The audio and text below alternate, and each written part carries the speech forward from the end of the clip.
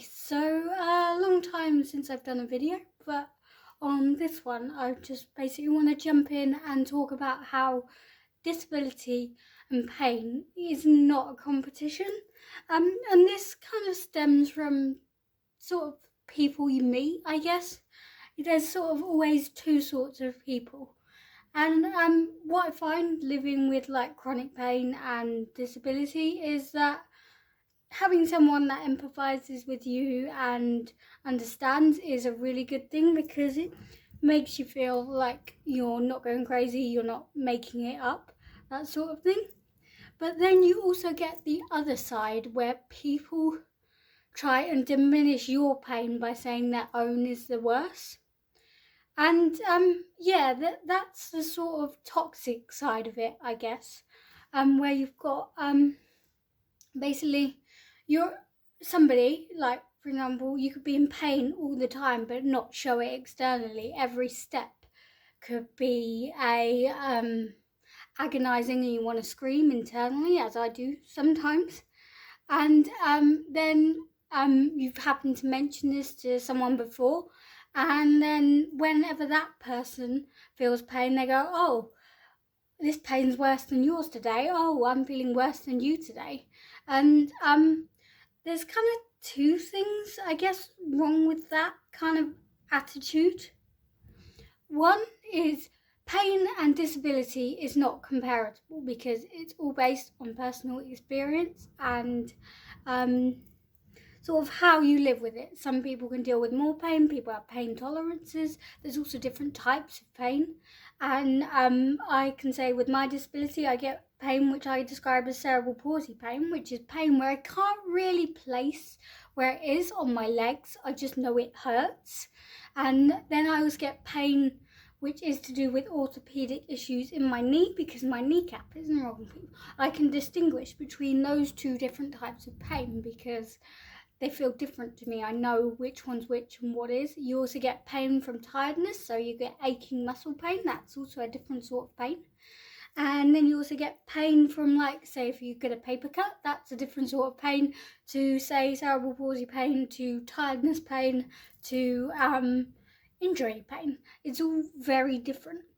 What you're saying when you go, oh, my pain is worse than you today, is you're essentially saying, oh, you can't complain about your pain today because I'm feeling a lot worse than you. And that's my issue with it. When you're in pain, it always helps to have someone to understand and diminish it and not go, oh, just move on and live with it. I mean, you have to move on and live with it. Because for those with chronic conditions, or happens all your life, is if you just waited it for it to go away, you wouldn't actually achieve or do anything. And I find when people go, oh, I'm feeling worse than you today, I can't really understand those people, because what are they trying to achieve by saying that? Because yes, you want empathy when you're in pain. You don't want sympathy. That's slightly different. I have a thing between sympathy and empathy. You'd rather have empathy than sympathy because one is with you, one is very much against you. When you're saying, oh, my pain is worse than you today, you're also removing the ability for someone to empathize with you and understand your pain, and you're also blocking that off for yourself. So you're going to feel very much alone and isolated in your own pain. And that's what I don't understand. What are the people trying to achieve when they compare pain and disability? Everyone's got a different life. Everyone's got different experiences, different challenges. And then trying to diminish someone else's just to help you feel better about yours isn't going to help you feel better. If you want somebody to help you, empathise with you, even sympathise with you, if that's what you want, what you've got not to do is take away their experiences and diminish it from them. And that's what I don't understand. You get those sorts of people. And on some occasions, I've found those sorts of people are very much also the people that go, are basically like, oh, I'm in pain, and then refuse to do anything about it. Don't get me wrong, there is pain, and there are things in life that you can't do anything about, and you've got to live with it. And A lot of people I know who have chronic conditions do very well at internalizing it and occasionally externalizing it when they need to, because if you keep it all up inside, you go crazy. So it's okay to give yourself, like 20 minutes a day, set a timer, cry it all out, scream it all out, do whatever you need to process the pain. And then you get over that point. You say, oh, this is that amount of time I spent giving in to my pain today. That's one of my coping mechanisms. I also find that if I don't do that sort of coping mechanism, then it will surprisingly take me out for like a day or two, and then I feel even worse because I've missed work at short notice and I'm just lying there on the sofa. And personally, for me, when I'm like that, I feel like I've given up. I've taken the easy route. I'm just lying there, and yeah, for me, that doesn't make any better. So it's good to talk about your pain and process it, but don't diminish it from other people, because other people who are in pain are the one set of people that are gonna understand how you feel, and they're gonna empathize and sympathize with you. Don't get me wrong, this can also be done by people who have pain conditions. They go, oh, well, I'm in pain every day, so you can't talk to me about your paper cut or your broken ankle because it doesn't compare. That's also toxic.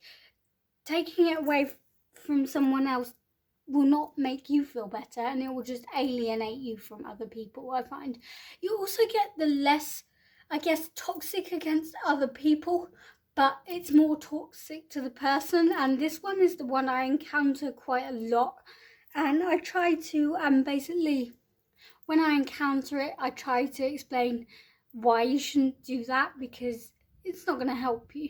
So the other thing is, whereas a lot of my friends from work, they know I'm in pain every day or whatever, and I only complain on the rare occasion or when I'm not going to work that day. And then they go, oh, we just have a normal conversation. They go, oh, my leg hurts today. And then before they can even cut in, they go, oh, but I know that can't compare to what you do every day or to how you feel every day. And I know I shouldn't be complaining. But that is also toxic to you yourself, because you're diminishing your own pain then. People understand pain. Pain, even though experienced differently, is something. Basically, everyone can understand it because everyone has experienced some form of pain in their life. And going, oh, I can't talk to this person about my pain because they're in a lot worse pain than me, and I'm just going to sound really shitty. But honestly, I'd rather people talk to me about their pain because I know I can understand it. Like, I can go to a colleague and go, no, don't say that. Your pain is relative to you. I may be in pain all the time. You're not. You're not used to it. It's different. And different levels of pain. So you shouldn't diminish your own pain either just because you think someone else has it worse for you, because that's not going to make you feel any better either. And generally, I find if you come across those sorts of people, they're really nice people, and they're just trying to go, they're your friends, so they're trying not to say, I'm in pain, think about me. So you've got like two ends of the scales. What people really need to do is meet in the middle. Go, oh, I'm in pain. Let's be in pain together and cry on the floor and huddle up in blankets and process our pain, because we're all going to feel it together. We're all going to understand.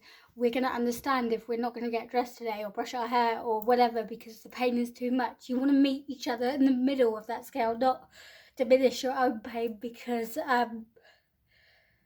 don't diminish your own pain because you think someone else has it worse than you, and don't diminish other people's pain because you think it has it worse than them. Pain is relative. Pain is not comparable against people. You can compare pain within yourself, so you can say, oh, I've broken my leg, that really hurt, but it didn't hurt as much as that time I went through a windscreen. You can compare that sort of pain, but don't compare pain against other people, because other people have pain tolerances different. It's what people are used to, what people are experiencing. And just because people don't externally verbalize or show their pain doesn't mean they're not.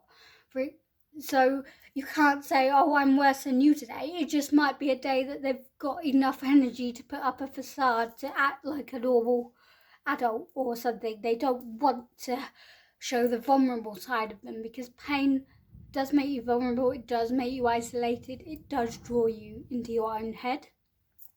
So you've got to easily kind of meet yourself in the middle with that scale. You can't do either end or the other, because it's toxic for both people on either end.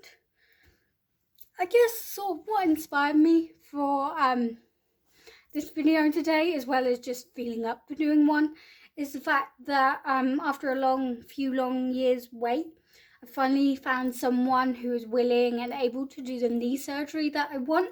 And once I got the letter through yesterday to say, this is the surgery you're going to have, we're going to schedule it for this date, you need to ring to find the date.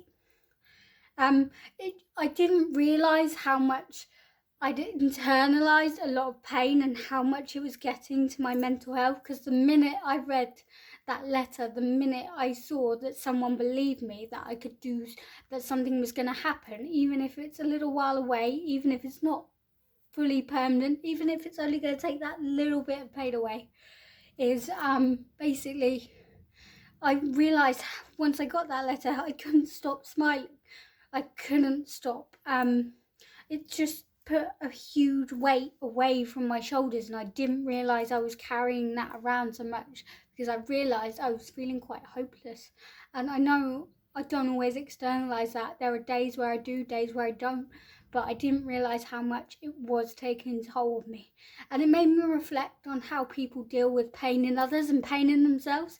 People are very hypocritical, I guess, in that sense. People are very hard on themselves in their own pain, but more empathetic to those in pain as well. So I can honestly tell someone to take a day off because they've got a headache or they feel sick or whatever, I say you should go be in bed, you go back to bed. But the minute someone says that to me, like, oh, you're in pain, your kneecaps moved slightly, you should probably lie down and rest, I'm like, no, because I'm giving into it. What sort of person would I be? I'm giving into my pain, and that's just the mentality I have.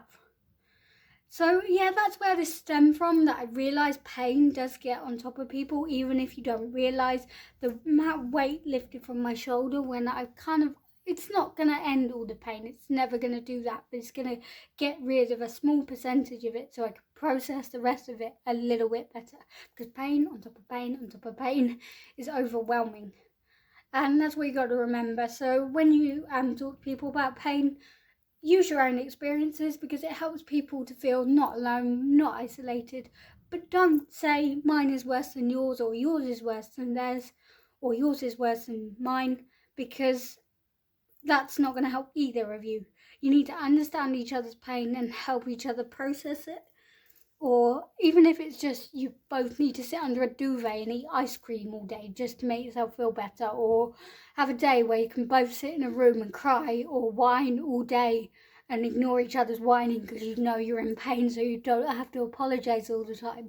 That sort of thing. It's just the small things like that, the small conversations that help when you live with chronic conditions, disability and pain. Yeah, so I did really enjoy talking about this in this video. I'll see you in my next one.